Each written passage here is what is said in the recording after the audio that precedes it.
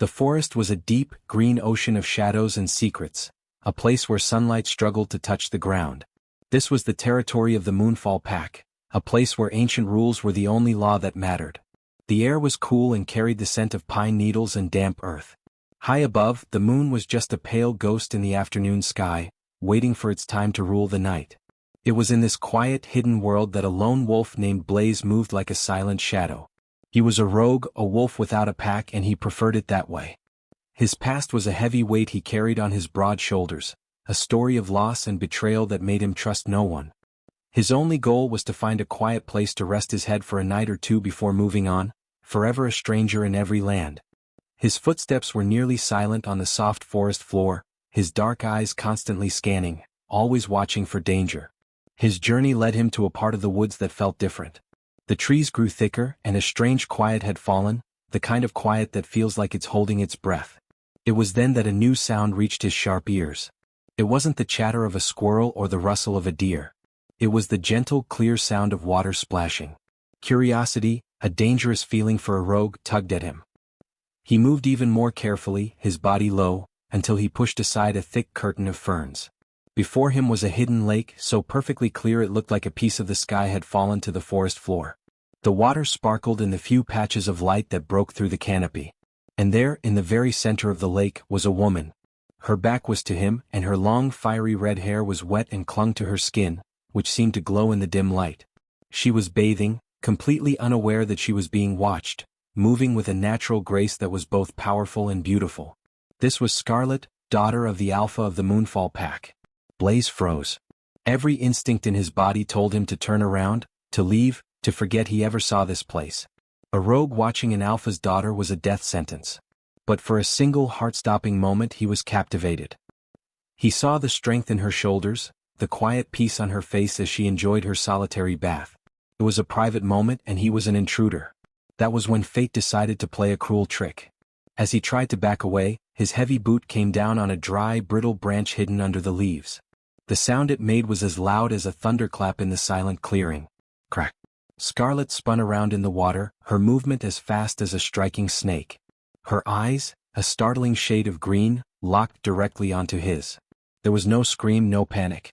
Instead, her expression shifted from surprise to a cold, hard anger that was far more terrifying.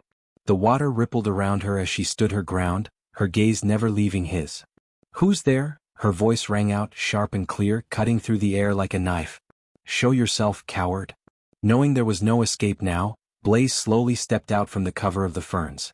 He held his hands up, palms open, to show he wasn't holding a weapon. His heart was pounding in his chest. "I mean you no harm," he said, his voice rough from disuse. "My name is Blaze. I'm just a traveler. I was looking for a place to rest and I'm truly sorry. I didn't mean to see you like this." But Scarlett wasn't listening to his apology. Her eyes narrowed and a faint, golden light seemed to glow deep within them, the wolf inside her rising to the surface. "You saw me," she stated, her voice flat and final. "You saw me naked."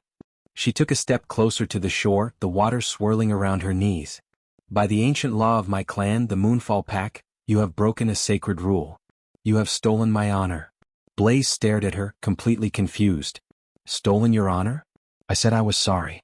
I'll just leave and never come back. No one ever has to know." "That is not how it works," Scarlett replied, her tone leaving no room for argument. "The law is clear. To restore my honor and the honor of my pack, the man who sees me unclothed must become my husband. You must marry me." For a long second, Blaze was sure he had misheard her. Then a short, disbelieving laugh escaped his lips. "Marry you? That's the most ridiculous thing I've ever heard. I don't even know your name. I'm not from your pack. Your rules don't apply to me." "My name is Scarlett," she said as if that explained everything. "And the law applies to everyone who sets foot on our lands. You have two choices," blazed the rogue. "You can agree to the law and come with me to meet my father. Or you can refuse." She paused, letting the weight of her next words sink in. "If you refuse, my father, the Alpha, and every warrior in our pack will hunt you down. They will see your refusal as the ultimate insult, and they will challenge you to a fight to the death. You are strong, I can see that. But can you fight an entire pack alone?" Blaze felt a cold knot tighten in his stomach. He looked at her fierce, unyielding face and knew she was telling the truth. This wasn't a joke. He had spent his whole life running from trouble, and now, in a single stupid moment, he had run directly into the worst kind. He was trapped. Trapped by a beautiful girl, a hidden lake, and a stupid ancient rule that was about to turn his entire lonely world upside down. The freedom he cherished so much had just vanished into the forest air. The walk back to the Moonfall Pack's main territory was the longest and most silent journey of Blaze's life. Scarlett led the way, her posture rigid and unyielding, not once looking back to see if he followed. She didn't need to. He could feel the invisible leash of her clan's law pulling him forward.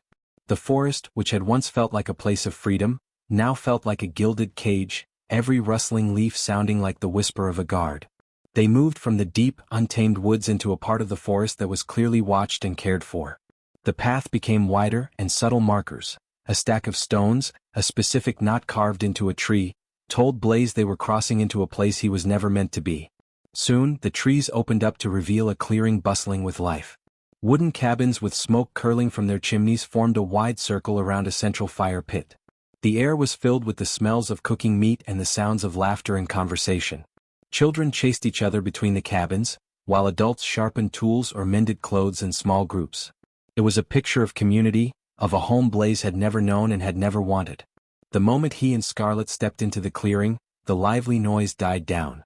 Every single conversation stopped. Every head turned.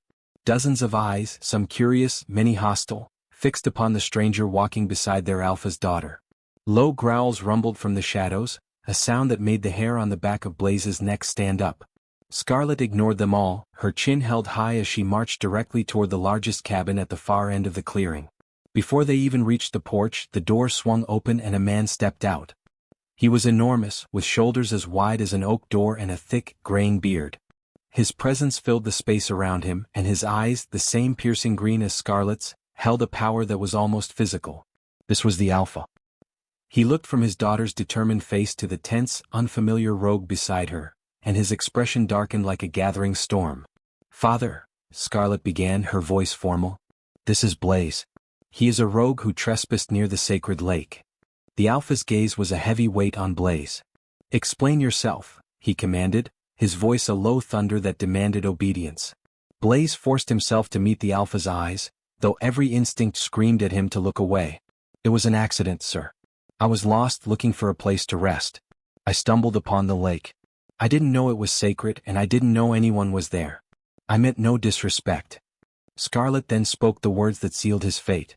"He saw me, father. He saw me bathing." A collective, sharp intake of breath came from the pack members who had crept closer to listen. The Alpha's eyes flashed with a dangerous golden light. The air grew so thick with tension it was hard to breathe. "Then you know the law," the Alpha said, his voice dropping to a deadly quiet. "The law does not care about accidents. It cares about honor. You have two choices, rogue. You will marry my daughter and swear loyalty to this pack, binding your life to ours. Or you will refuse and I will defend my daughter's honor in a fight to the death. Here. Now." Blaze's mind raced. He was a skilled fighter, but against this seasoned Alpha on his own territory, surrounded by his entire pack, the fight would be short and brutal. Death was one option. The other was a life sentence, a prison of rules and expectations.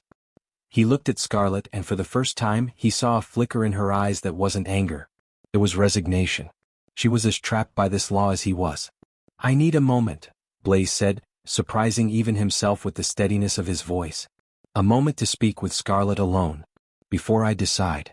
The Alpha studied him for a long, tense moment, then gave a sharp, single nod. He gestured to a smaller, empty cabin nearby. "You have 5 minutes." Inside the small, dusty cabin, away from the staring eyes, the tension between them snapped. "This is insane," Blaze hissed, running a hand through his hair in frustration. "We can't get married. We're strangers.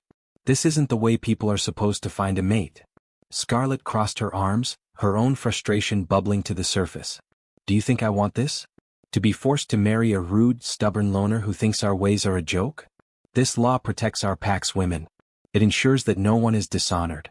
My honor is everything to me, and you trampled on it without a second thought." "I said I was sorry." Blaze shot back, his voice rising.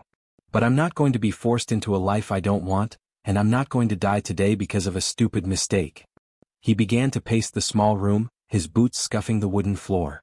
Then an idea, desperate and wild, began to form. He stopped and looked at her. What if we don't actually do it? Scarlett frowned. What are you talking about? What if we pretend? Blaze said, the plan tumbling out. We tell your father I agree. But we say we want a long engagement. A promise to get married later after we've had time to get to know each other. We play the part. We act like we're trying to make it work.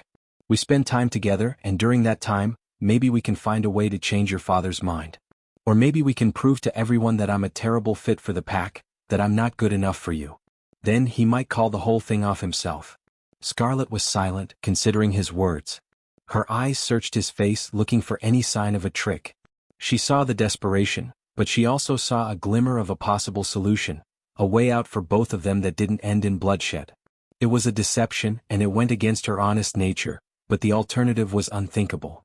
It would have to be a good performance, she said slowly, her voice cautious. No one can suspect. You would have to act like you're trying. You'd have to be nice. You'd have to participate in pack life.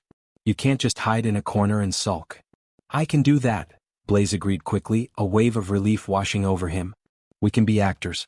Partners in this scheme. Scarlett gave a single sharp nod. A deal then. We pretend to be a couple falling in love. We buy ourselves time. They returned to the Alpha and announced Blaze's decision. He would accept the law and pledge to court Scarlett with the intention of marriage.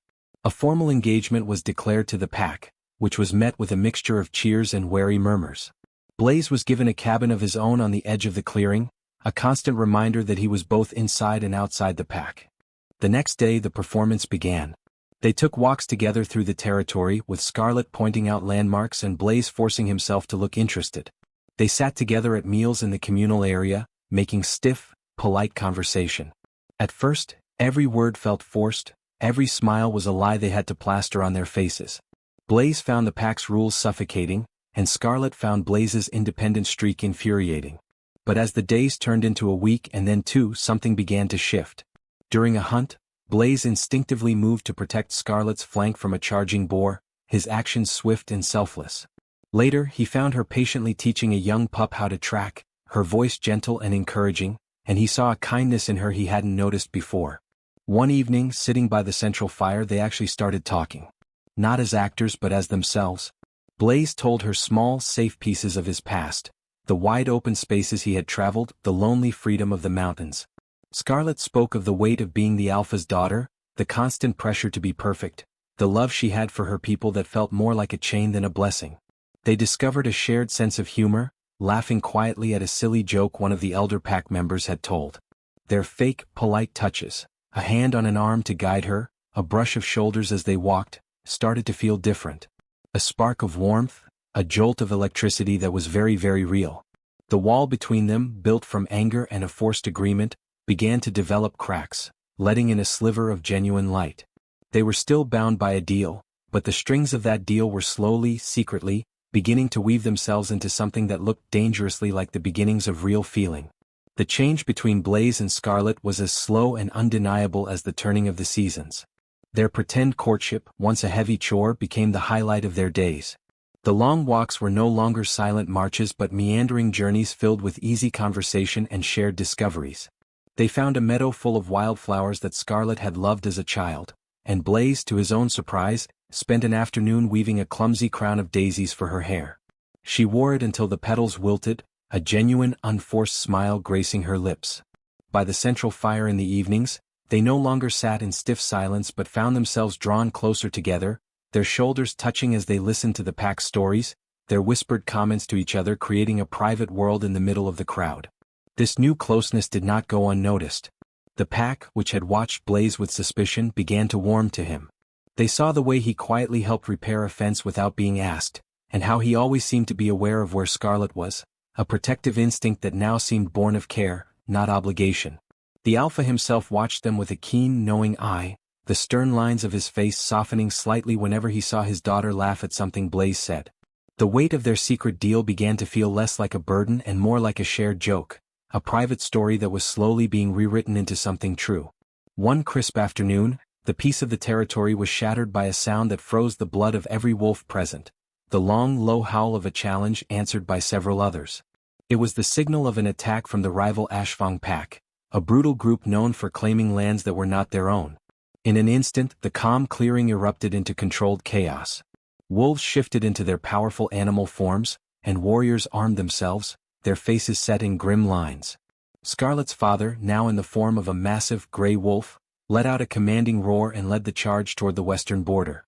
Blaze and Scarlett shifted alongside the pack, their human forms giving way to powerful wolves, his fur as dark as charcoal, hers a brilliant, fiery red. They fought side by side in the raging battle, a seamless team. He was a whirlwind of raw strength, she was lightning fast and precise. They moved as if they could read each other's minds, protecting each other's backs, driving back the snarling, slavering Ashfang wolves.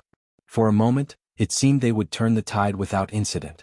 But in the chaos, a hulking, brindle-furred enemy wolf broke through the defensive line. Its target was Scarlett, who was momentarily focused on fending off two others. It lunged at her exposed back, jaws wide, aiming for her neck. Time seemed to slow down. Blaze saw the attack from the corner of his eye. There was no thought, no calculation, only a primal, overwhelming need. A roar of pure fury erupted from his chest, a sound so full of power and terror that it momentarily silenced the clash around them. He moved faster than he ever had before, throwing his own body directly into the path of the attack. The brindle wolf's fangs sank deep into Blaze's shoulder instead of Scarlett's throat. The pain was blinding, but he barely registered it. With a savage twist, he threw the attacker off, standing firmly between the enemy and Scarlett, a low, continuous growl rumbling in his chest that promised utter destruction to anyone who came near her. The battle raged on around them, but in that small circle, there was only him, her, and his absolute refusal to let her be harmed. Scarlett watched him, her heart hammering against her ribs. She saw the blood matting his dark fur, the way he favored his wounded leg, and the ferocious love blazing in his eyes. In that moment, the last of the walls between them crumbled to dust. The ancient law, the forced deal, the pretend romance, it all fell away meaningless. What was left was a truth as solid and real as the earth beneath their feet. As the last of the Ashfang wolves were driven from the territory, a heavy quiet returned to the forest, broken only by the heavy panting of the weary defenders. Blaze and Scarlett shifted back into their human forms near the edge of the clearing. He winced, clutching his bleeding shoulder. Scarlett approached him, her eyes filled not with pity, but with a profound, glowing certainty. She reached out, her fingers gently brushing his arm, and the simple touch sent a wave of warmth through him that dulled the sharp edge of his pain. "The law said we had to be together," she whispered, her voice soft but clear in the twilight. "But my heart chooses to be with you. You are my true mate, Blaze. Not because of a rule, but because you are the other half of my soul." Blaze looked down at her, at the fierce, beautiful woman he had been forced to meet and had chosen to love. The last of his resistance, his fear of being tied down, melted away, leaving behind only a deep, unshakable peace. "I thought I was being forced into a cage," he said, his voice rough with emotion. "But I was being led to my home. I don't want to pretend anymore, Scarlett. I love you." He pulled her into a careful embrace with his good arm, and their lips met in a kiss that was nothing like their previous, hesitant ones. This kiss was a promise. It was a seal on the vow they had just spoken. It was full of the passion that had simmered between them for weeks and the deep, abiding love that had grown in its place. It was a kiss that held their past, their present, and all the days of their future. Weeks later, under the brilliant light of a full moon, the entire Moonfall pack gathered in the main clearing. But this was not a ceremony forced by an ancient law. It was a celebration of a love that had proven itself stronger than any rule. Blaze and Scarlett stood before her father and their pack, their hands clasped tightly together. They spoke their own vows, promises they had written themselves, words of choice, of partnership, and of a love that had been tested and found unbreakable. As the Alpha declared them bound for life, a joyous howl rose from the pack, a song of welcome and blessing for their new Alpha in waiting and the fierce she-wolf who was his true mate. Blaze, the lone rogue, had finally found his family, and Scarlett had found a love that honored both her strength and her heart. Their story, which began with an angry demand, would forever be remembered as the tale of how two hearts, against all odds, found their way home. If you were swept away by the story of Blaze and Scarlett and want to journey with them as they face new challenges and build their life together, make sure to subscribe. A simple click ensures you never miss the next chapter of their epic love story.